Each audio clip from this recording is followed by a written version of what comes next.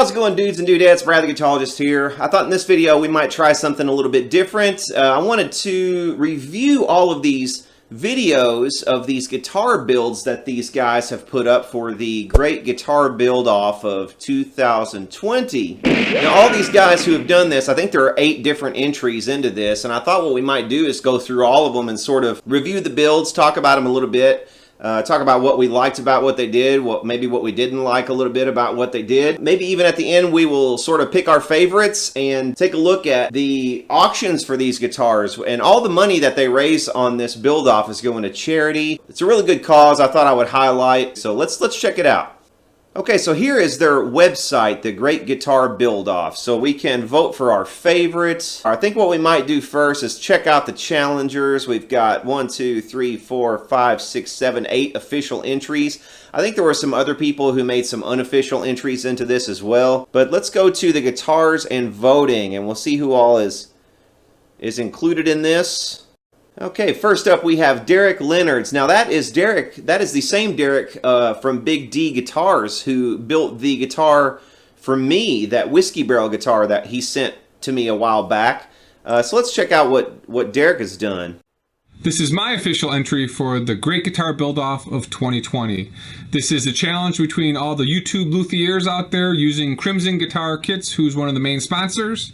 I am Derek Lenard. I am the owner of Big D Guitars. I have over 500 guitar building videos on my YouTube channel. I have been doing this close to 20 years. You can vote for this guitar by, number 1, placing a bid on this guitar via the eBay auction in the link below, by going to the Great Guitar Build Off Instagram page and liking this guitar in its finished state, or you can add a donation to the GreatGuitarBuildoff.com website, and that donation is going to be going to my charity of choice, which is the Wounded Warrior Foundation.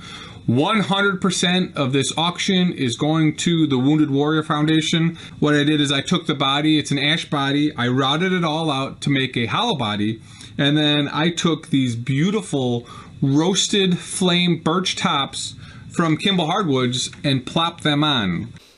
Yeah, man, I think you did a really awesome job on this. I like the kind of tiger striping of that birch top. It's interesting, you don't really see birch tops on guitars very much. It's not really considered a premium wood. It's more for cabinetry and things like that. That's usually what it's used for, but I think it looks really good on here. I wouldn't have guessed that it was birch just by looking at the top, but I think Derek's done a good job here. This is I like hollow body guitars.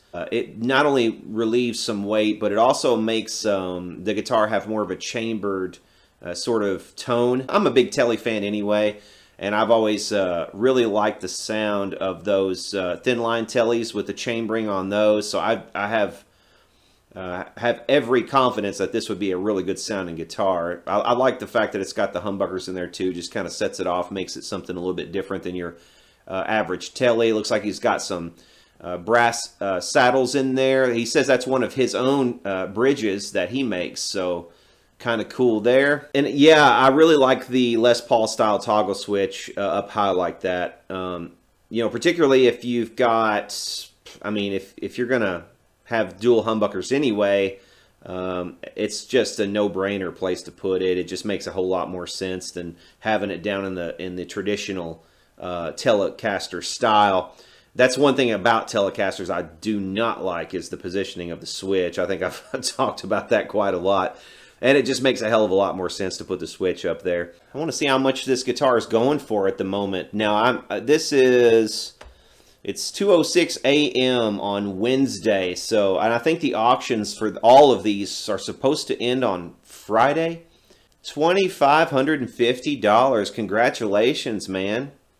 That's a good chunk of change for his chosen charity, the Wounded Warrior Project. Very, very nice. Nicely done, Derek.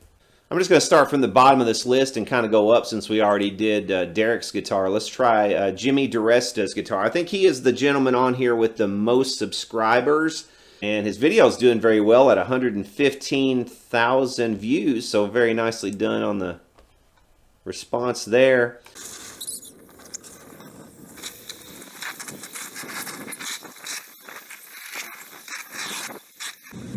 this is one of those things that it seems like it might be a good idea until you actually try to do it, and then you realize, yeah, maybe I could have made this look a little nicer by doing something different.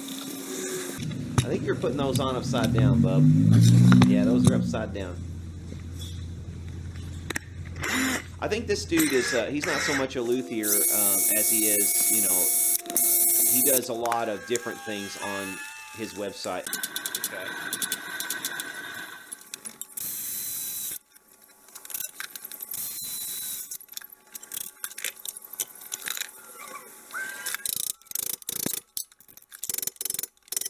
So what's interesting is he cut out a second body shape. I'm not sure how that's gonna go along with the actual body that he received. Is he building a second guitar here? Is that the deal? Oh, I see what he's done. Okay, so he made a form that he could form the edge onto, and then he burned away the wood. Okay, so that explains that.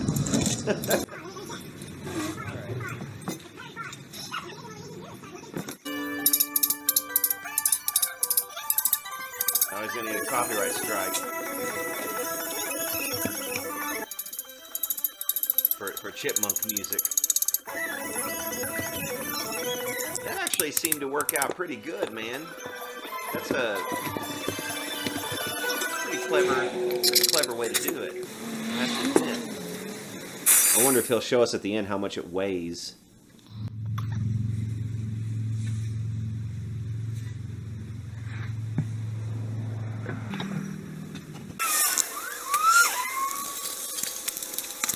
Oh, that's not correct. You have to put your spacers on, buddy. Yeah, no, that ain't gonna work out. This is a pretty critical part too, cutting a nut, and I would never do it like this, not with that size file. It really needs a little better file for that.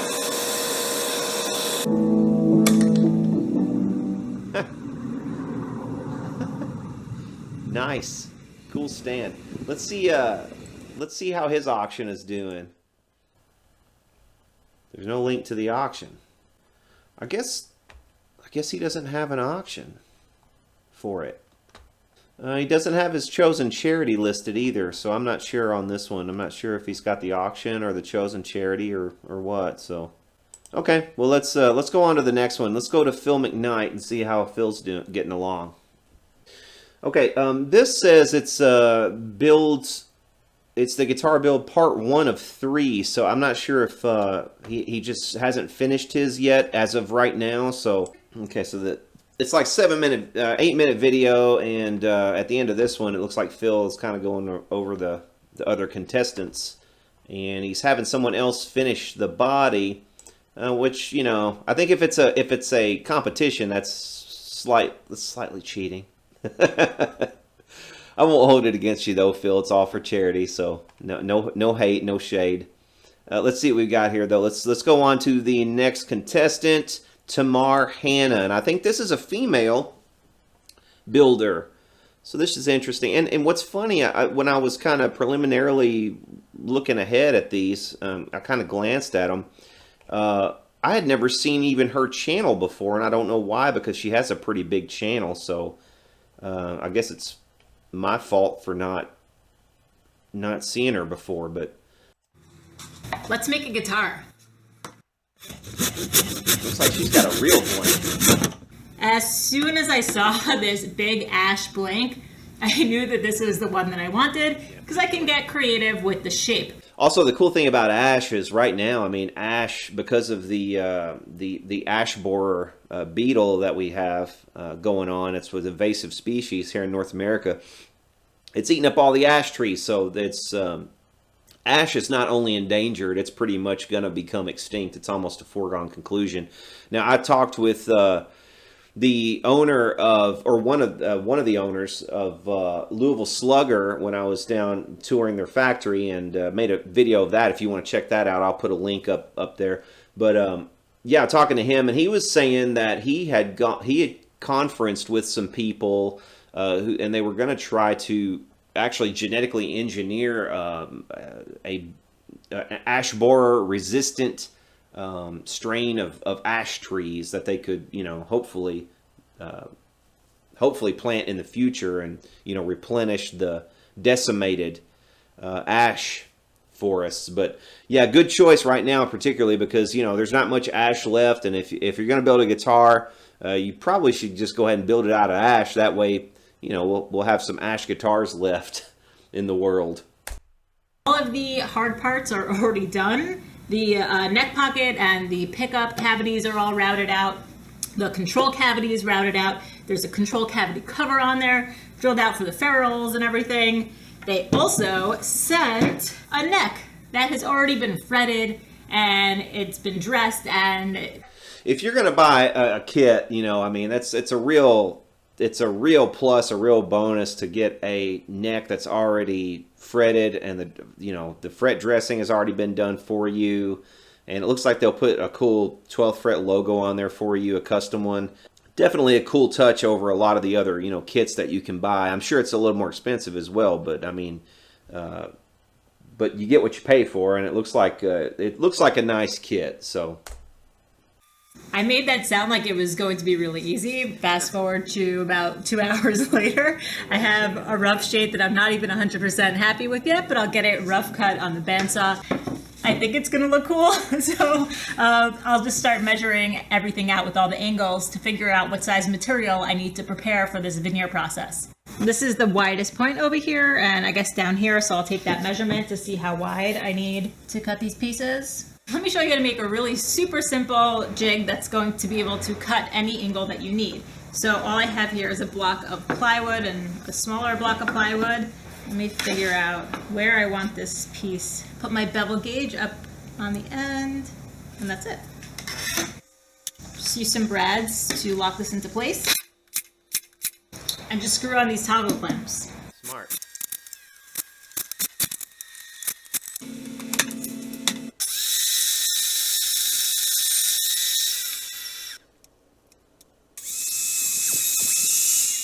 Yeah, she's obviously done this before.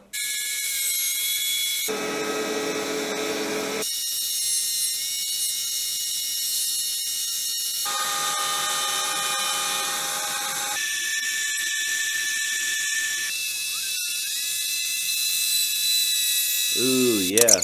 Oh my God, that could have been a disaster. No! Oh my God.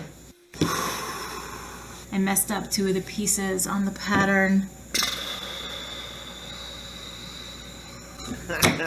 So it's supposed to go the dark poplar, walnut, Goncalo Alves, canary wood, ash, maple. On this little section over here, the canary wood and the Gonzalo, whatever, however you pronounce it, Alves is flipped and switched. I can't leave it like this. Yeah, you can. It still looks cool. Why not?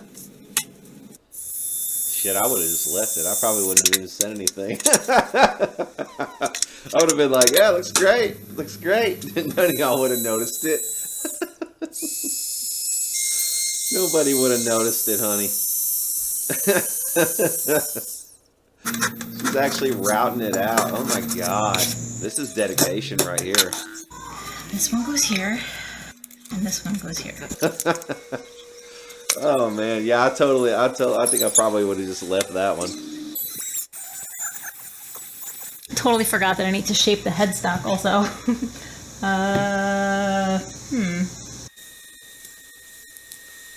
You shape it like a penis?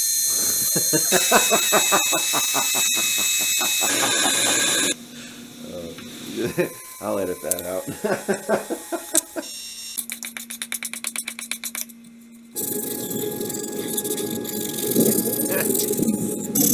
I like that shot.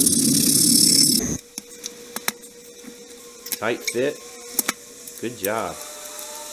Man.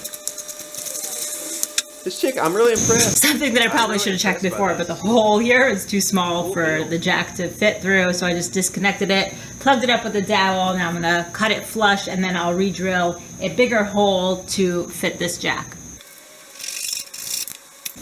it's done. So I am so thrilled with the way that this turned out, and I'm actually really sad that I'm gonna have to give it away because I really love it. Okay, so I have to say that turned out extremely nice. That was really impressive, and I don't know why I have not heard of her channel before, but I've heard of it now, and I'm going to absolutely subscribe to that shit because I want to see more of that. Let's check out her eBay auction and see how it's coming along. And once again, it's only Wednesday. She 2,300, not bad. Is she beating Big D's auction? No, she's not. She's not beating Big D on the auction. But yeah, very, very impressed with that build. That was super well done. Very impressed. Nice job. Very nice job. Okay, so on to the next one. This one is Dan Thompson. Okay, this is Guns and Guitars. Good channel. I think I'm already subscribed to him. I should be. Yes, I am. So he's got 77,000 views on his, and it looks like he ends up building a base. He is really at a disadvantage here, though, because he's doing this basically out in the wilderness with hand tools, so he's handicapped himself. I'm just going to take a straight file here, and I'm just going to really clean this up to make sure that this is nice and straight. And basically what I'm doing here is I didn't route very deep, and I'm basically making a template inside of my guitar to route out the rest of the pocket. And then we'll do it to the other side, and then we'll double check the fit. All right, now that we got our template routed out and those edges straightened and this area kind of smoothed out, let's check our fit real quick. And, oh no. I think something went horribly wrong. That is not gonna work. Okay, let me see if I have another neck that will fit that. Now that looks like a perfect fit.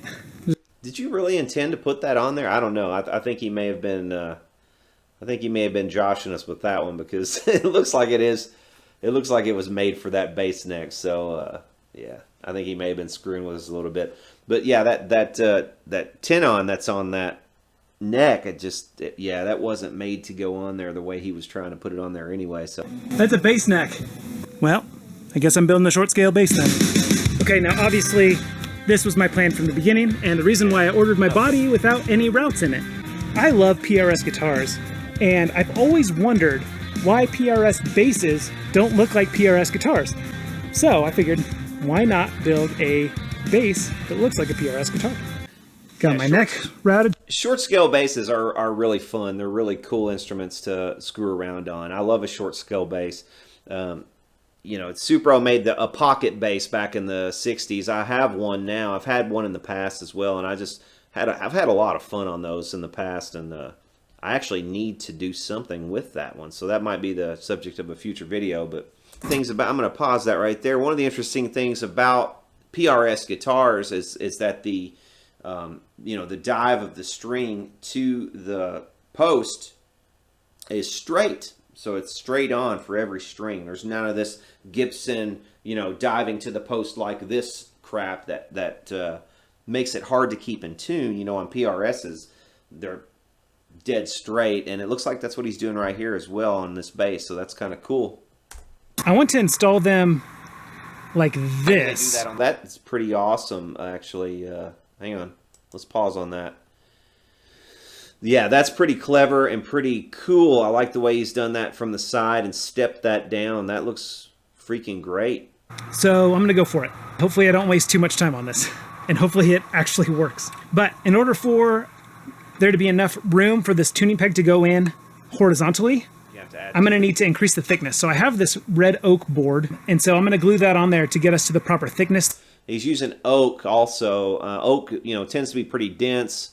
And the only disadvantage I could see with that is that you're going to end up adding a lot to the weight of the headstocks. So you might experience some neck dive, particularly if you have this small guitar body, and you have a bass. So you're adding to the weight of the neck. So I would guess there's going to be some neck dive issues with this at the end, but that we need in order to do this. But first, I'm going to cut out my shape. Because it's not like you can buy a template for something like this. You just have to get in there and just start routing on something and filing on something and sanding on something. And before it, starts to take shape and look right. It's more art than it is science at this point. Dan's using a Shinto rasp, just like Tamar uses over on her channel, 3x3 Customs, but nope, this is actually a chisel rasp. It's not the same thing. You get these at Harbor Freight in a pack that comes with like 5 or 6 of them for about $3. Yeah, good idea, really cool. That looks pretty dang close. Way down here, like that. Yeah, that looks like the same wood. That's awesome. It's about raising money and awareness for our charities. And so I really wanted to tie in my finish with that. My charity is Life Water. Now, Life Water is a ministry that's dedicated to bringing fresh and clean water to communities around the world. Because if there's 2 things that I believe that no one should be without in this world, it's fresh, clean water and the love of Jesus. And that's the other thing that Life Water brings, is they bring the good news of the gospel to these communities, the true life-giving living water they bring along with these clean water projects.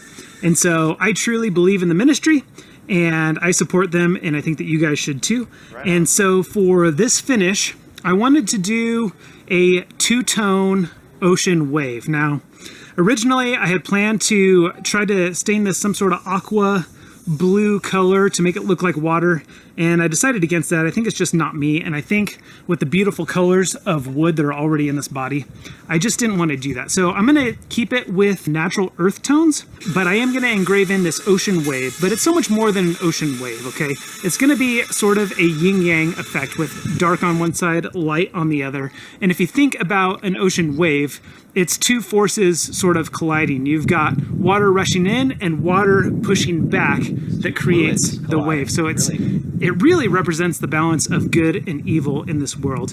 And I think one of the ways that Life Water is fighting the good fight of good versus evil is they are bringing clean water and the love of Jesus to these communities around the world.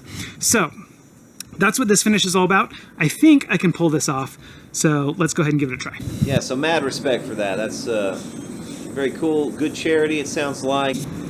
This is going to be a sweet, sweet base for somebody. Whoever wins this is going to have a very cool base. And then I have this double pull, double throw switch that I'm throwing in there. I'm not going to tell you why, because you're going to have to watch my next video, the sound demo, to figure out what that is. And then I also have another button on there that, again, I'm not going to tell you what it does. And I know what you're thinking. Kill switch.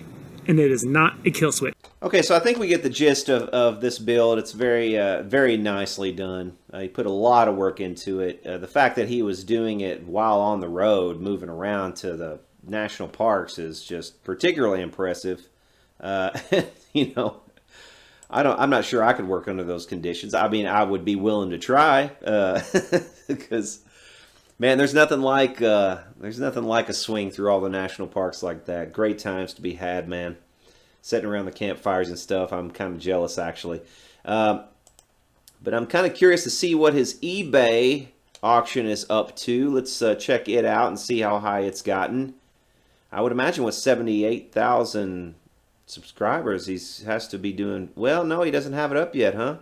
Obviously, you'll be able to check that out when it's live. So let's go on to the next build.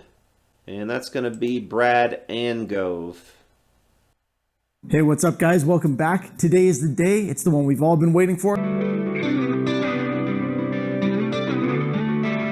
So, you guys can see I've opted for kind of a single cutaway type guitar with more of a cutaway for the arm carve there. I've got some bevels marked out. It's going to be cool. So my audio got kind of screwed up in a couple of spots here, so I'm going to have to do some overdubbing. But you can see right there, he's doing some torching of this body, and it's kind of bringing out the grain. But the problem is, in a couple spots, he kind of stops and goes the opposite direction, so it leaves areas that are blacker than others, and that does start to stand out a little bit more later, unfortunately, when he starts to do the finish. But he did also make these cool pick guards out of aluminum that I thought were really neat with this build, and came out really neat in the end. And I put that right on the headstock. And I'm very happy with how this turned out. Here I am putting my coat of oil on the neck and on the headstock. You can see how that looks. Now, I do like that. I'm using the Solo Pro staggered locking tuners on this guy, and they are staggered. A problem I can see there is that that logo that he's put on there is raised a little bit, so I'm wondering if the strings are gonna rub on that on their way to the posts.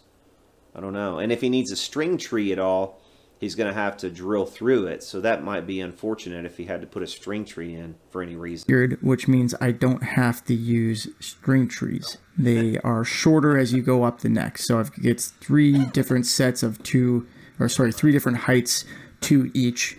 And yeah, that prevents me from having to use a string tree. I would have had to do a little bit of modification to deal with using a string tree with that headstock cap there. But luckily, I don't have to. I'm finishing the neck here in Crimson Guitars finishing oil because they sent me some, and why not? It's good stuff. It's another area where my audio kind of got trashed, but I wanted to comment on this because I thought this was kind of interesting, and I wanted to talk a little bit about tongue oil. I love tongue oil, especially on necks. It's just, it kind of sinks into the grain and it really seals things up, and it just really feels almost like raw wood without being raw wood, so it's really neat. You can also see here that he is having to take off his original finish that he painstakingly put on here, and he was trying to do this really thick candied finish, and it just wasn't coming out the way he wanted. And honestly, I think that the red was really popping out that black underneath, and in areas that black was just too much on some of the grain, and he ends up putting another red that I don't think really fully takes it away, in my opinion. But anyway, he does his best here to get everything straightened out. So you can see what he replaces that finish with here, and it's basically the same finish. I think it's the urethane that was the other finish, but he's using it as a stain instead. And frankly, I think it just really does kind of just about the same thing. It really highlights those areas where the the wood burning was kind of a bit too much. I mean, you could see areas where, you had to stop with the torch and then go back the other direction. So those areas kind of get twice the burn.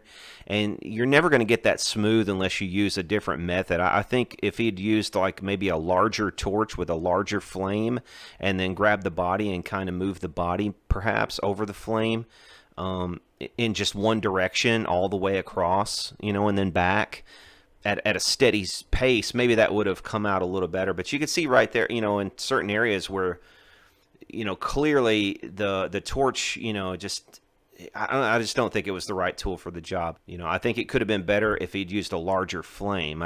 Just constructive criticism. I'm not trying to be picky or anything. It's just that those areas probably would go away if it had a larger flame and a more consistent, time across the guitar. But that's a really hard thing to do correctly anyway.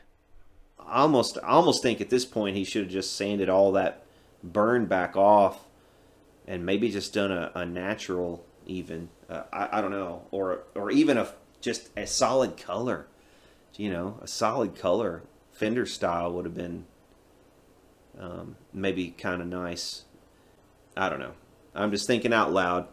But that's the first coat of oil, and you can continue to build this up and build this up over the course of, a coat a day for however many days until you end up with. Now, that looks good. That part looks good. Like right up there in the belly cut, right there. If the whole thing had been that consistency throughout the entire body, that would be one thing. But on the top, which is the showpiece of the guitar, it just seemed like it ended up looking a little bit blotchy to me. But right there, it looks good. Right if he could get the whole guitar looking like the belly cut right there, he'd be all right. So here it is after the 2 coats of oil. We'll move on now to the wax portion after I spend a moment showing you guys how this looks. Do you know what I mean? 'Cause he's got... There it is. And there's the finished product, guys. I hope you guys like it. I certainly do. The auction is live, so go bid on it. Use the link in the description, probably also in a pinned comment, and go bid if you want a chance to take this guitar home. Actually, I have to say, out of everybody so far, he's done a really good job of keeping it fresh with the shape and everything. Yeah, I have to say that came out, a lot better than I thought at certain stages that it might come out. But the pick guards definitely are a standout feature to me. Very unique. And the headstock. Let me know what you think of the finish, too. So that's cool. So that's Brad Angove. I have not I don't think I've subscribed to his channel yet, but he has 102,000 subscribers. I'm subscribed now. But let's check out his eBay auction and we'll see how it's going. He's up over $2,000 as well, so very cool. Congrats to Brad on that. Let's move on to the next one here. We have 2 more to go, and this one is going to be Matt Flaherty and his build. Let's see what Matt's done here. Okay, so I think this one's about to get pretty interesting, just judging by the thumbnail. We've got a triple neck guitar here, which is, that looks pretty impressive just right off the bat. It looks like almost like he's done some kind of Joe Maphis kind of thing. Man, this is okay. So this one's an hour long. So I'll tell you what I'm going to do here. I'm going to skip a lot of this one because, you know, I just can't watch an hour long video and make this make sense. So I just can't do that. But it looks like here he's got, I'm going to skip ahead to the point where they're actually getting to some finishing, and it looks like they're doing a lot of pinstriping and all kinds of crap on this. Okay, so let's get a look at it here for a second. Wow, they've actually finished the necks with some paint. They've painted the necks. Look at that. The fretboards rather. Is that paint or is that some kind of wrap or something maybe? But they've definitely finished it. They've had to have finished it somehow. I would have to wonder about durability on something like that. It would that would be a big question for me. Like how long until the finish starts wearing on the fretboard and it starts just looking weird, you know? But wow, the build is crazy cool. And definitely, like I said, it's Mosrite inspired for sure. I just don't understand what they're doing with a 6-string short scale thing, you know, and then 2 other 6-string necks. Is this like just like for show, you know, not necessarily for function? Maybe I should have just watched the whole thing. I'm gonna have to go back and probably just watch the whole thing, but and I wouldn't be surprised a bit if this one won, just simply because of all the work that obviously goes into building 2 entire necks. You know, the German carve on the body, all the pinstriping, all the custom features like the pickups and everything. So very cool. Texas Toast Guitars, I'm definitely going to subscribe to that. They're worth a sub.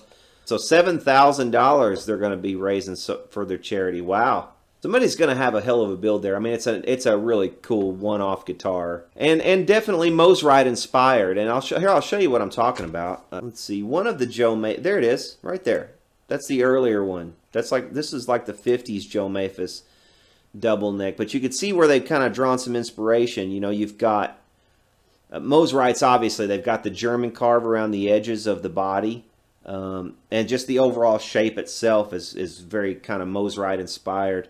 But you can see that, you know, the short neck on top. That's kind of what made me think of it. I thought they had put like a mandolin up there, but no. Joe Maphis's was an octave neck. So cool, very cool build, and I wouldn't be a bit surprised if that one ends up winning. I mean, obviously they've got they're winning so far as the money raising is going.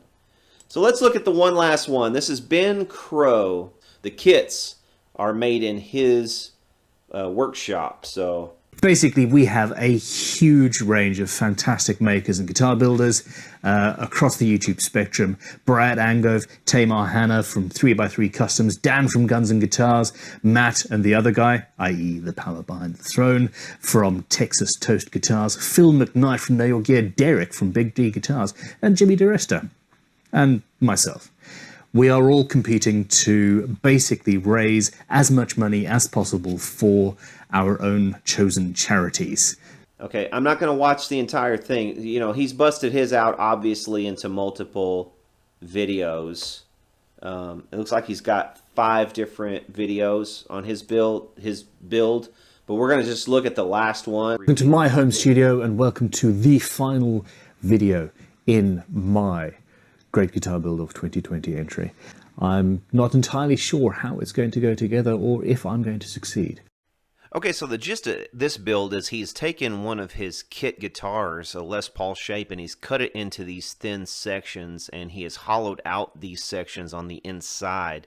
So there's really not even much wood left. And the thing I kind of worry about with this build is there going to be enough of the body even there to hold the thing together? And you'll kind of see what I'm getting at a little bit later. But see, he's kind of have to put all of these pieces back together, and I think he ends up doing it with a band around the edge like one of the other guys did earlier in this video. But I don't know. It's a bit iffy. Check it out. Yeah, you see what I mean? Like if you're looking at the body from the side, you can see kind of down through it. So it's got all, it's almost like every bit of it's almost like the inside of acoustic guitar or something. Like it's ribbed and it's got supports, and it just, you know, just interesting stuff. Making that look good. I've been playing with texture. Yeah, I'm getting a nice pyrography sort of pre-burned effect. So I might not even... He's using his Dremel cutter wheel to make little burns in it. So, and these are the sorts of experimental things. You know, it's a lot of artwork involved in something like this. So what he's done is he's painted the insides of all these little ribs in such a way as to make them all look charred. And, you know, my only question is how's he going to get this thing really to stay together in one piece and, you know, not break or come apart at some point in the future? That's going to be interesting. Okay, at this point, he shows this high-end watch and shows what he's intending to do here, which is this stippled engraving effect on some of the hardware. And it just seems to me that this is a very laborious thing to do. How's he going to put this together, though? I mean, I see he's got those little spacers and stuff there. We have something that is roughly the size we want, and the whole thing has got this on it. So I'm just going to chop it off with a little bit of room to spare. I'm still not sure how this thing is going to hold together. Near as I can tell it. Yeah, you're not going to make it, are you? You're not sure. That was about 6.5 minutes. You're not sure about it. Also, I'm not putting these strings up under tension because I know that many of you are waiting for the neck to fall off. But we'll see. This thing to go like this. So yeah, I'm just going to put these on loosely and gently, and then we'll tension it up together. Good Lord.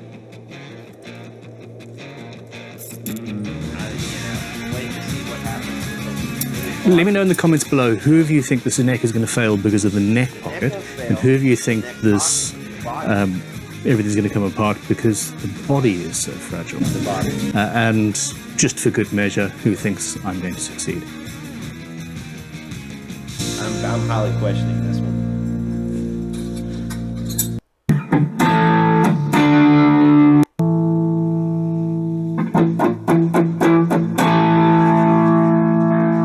Okay, so final thoughts on this build. Definitely innovative. I mean, definitely artistically thought out. I like the texture that he did with the Dremel wheel. It kind of gave it that burn effect without actually using a torch. But, you know, I just question how long this guitar would actually last. That would be the only thing, you know. You definitely don't want to take it on a stage and start being wild with it, because you could easily crack just one of those stripes, and then you know, I don't know. You could glue it back, I suppose, but, and a couple of the, you know, pieces of the, you know, the switches and the pots and stuff, a couple of them are only barely hanging on by the look of it, so I don't know about that. And then, you know, like the engraving that he did on some of the parts was a little bit iffy. I don't know if it got quite the effect that he was after, but it does, you know, I mean, from a short distance, it does look kind of cool. It does look like it has the diamond encrusted thing. Well, let's see what his eBay auction is going like. Now, you know, remember, you got to convert from pounds here, but it doesn't really matter. You can do that somewhere else. Right now, he's got 60 bids and 2,500 pounds. But yeah, man, I think overall, my gosh, you know, I think they've all done well. The one that probably took the most effort would probably be the triple neck. just because they had to build 2 necks from scratch, and they had a couple more custom parts there kind of thrown in, so maybe that one took the most effort. It would probably be a toss-up between that one and this and Ben Crowe's build. That one, I'm not even sure if that one's going to hold together for very long. You know, he's got some, it's a bit iffy on that one. So, you know, if you buy that one, I would just kind of maybe take out insurance or something on it. The 3x3 custom sunburst veneer, I think might have been my favorite one aesthetically. It would have been a toss-up between that one and Big D's build, where he did the tiger striping, because I mean it's just a little more traditional looking, and it just, I don't know, it's just that one probably appeals to me just because I'm a Tele guy. But I really like 3x3 custom sunburst. Her veneer on the top was really cool. I like what Guns and Guitars did with his headstock in particular, which looked really awesome. I think his wave that he did on the body was really great.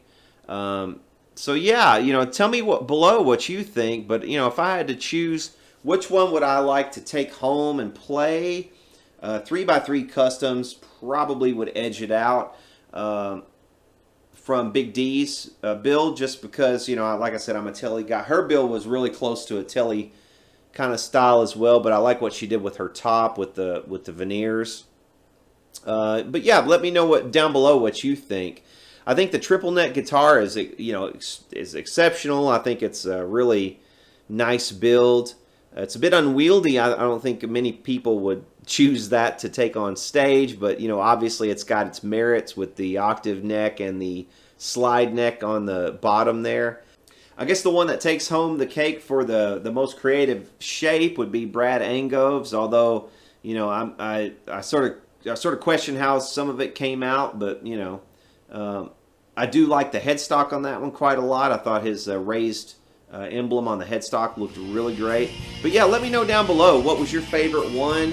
Have you guys bid on any of these? Definitely go check out some of the links down below. Support these. Maybe put in, send them a few dollars for their chosen charities on the website, which I'll also link down below. And for now, we will see y'all later.